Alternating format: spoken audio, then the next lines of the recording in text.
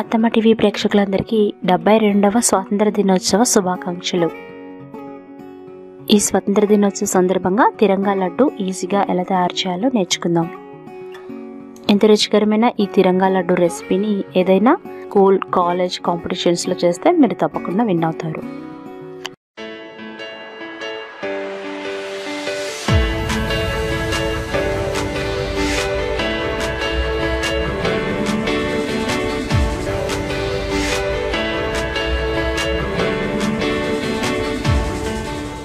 దీనికోసం కావలసిన పదార్థాలు: కాచి చల్లార్చిన పాలు 200 ml, పాల పొడి 2 టేబుల్ స్పూన్లు, పంచదార 150 గ్రాములు, ఎండు కొబ్బరి పొడి 200 గ్రాములు, సూపర్ మార్కెట్లో దొరుకుతుంది, యాలక్కాయలు 2, కాషాయ రంగు, ఆకుపచ్చ రంగు ఫుడ్ కలర్స్ చిటికెడు.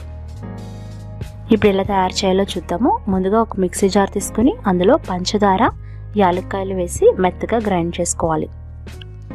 అంటే పంచదారని పొడి చేసుకోవాలి. చూసారు కదా, మెత్తగా పొడి చేసుకుని ఒక వెడల్పాటి గిన్నెలోకి తీసుకోవాలి. ముందుగా అందులో పంచదార పొడి, ఆ తర్వాత ఎండు కొబ్బరి పొడి వేయండి. ఎండు కొబ్బరి పొడి సూపర్ మార్కెట్లో దొరుకుతుంది. తర్వాత పాల పొడి వేయండి. ఈ 3 మిశ్రమాల్ని బాగా కలపాలి.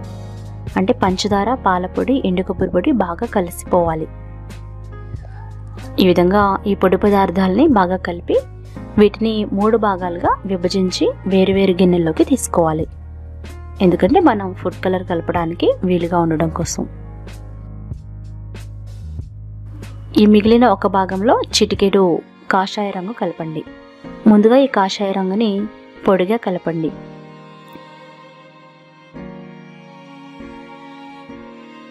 ఈ విధంగా మిశ్రమంలో కలిపిన తర్వాత అందులో కొద్దిగా కాచి చల్లార్చిన పాలు పోయాలి. అప్పుడు కాషాయ రంగు చక్కగా తెలుస్తుంది.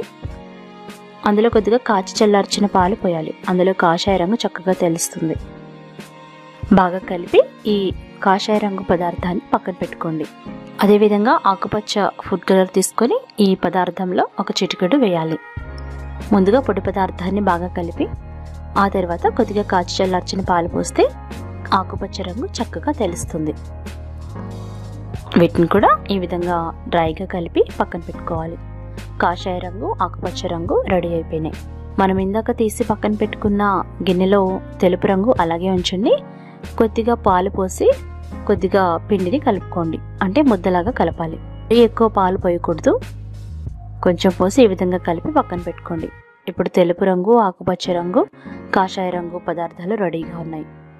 ముందుగా ఆకుపచ్చ రంగు ఈ లడ్డు మిశ్రమాన్ని కొద్దిగా తీసుకొని ఈ విధంగా చేత్తో ఫ్లాట్గా ఒత్తాలి.